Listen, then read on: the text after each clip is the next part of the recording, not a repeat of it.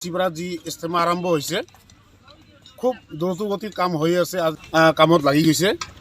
খুব ভাল লাগিছে মানুহৰ মানে যি সহায় সহযোগ খুব ভাল লাগিছে আৰু মোটামুটি ধৰক ফেব্ৰুৱাৰীৰ 4, 5, 6 তাৰিখে আমাৰ ইস্তেমা মেইন ইস্তেমা 4, 5, 6 তাৰিখে ধোৱা হ'ব যাতে গোটেই ৰাইজক আমি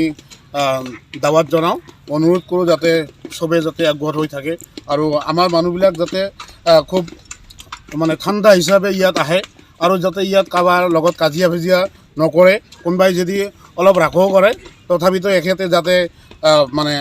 ইয়াক দমন কৰি লয় আৰু নিজে নিজে যদি মেইনটেনেন্স আমি ঠিক কৰি লওঁ ইয়াত আমাৰ কোনো কাজিয়া নাই আগতো যি হৈছিলে আমাৰ গোৰেং ব্ৰিজত এখেত সেই জেগাখনতো খুব ভালকৈ হৈছে আমিও ওপৰৱালাৰ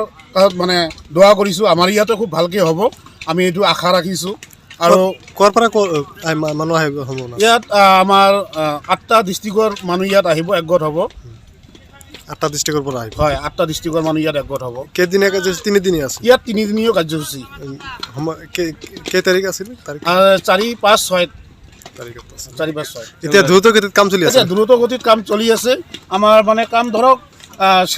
শেষৰ ফালে গতি কৰিছে আমি লাগি আছোঁ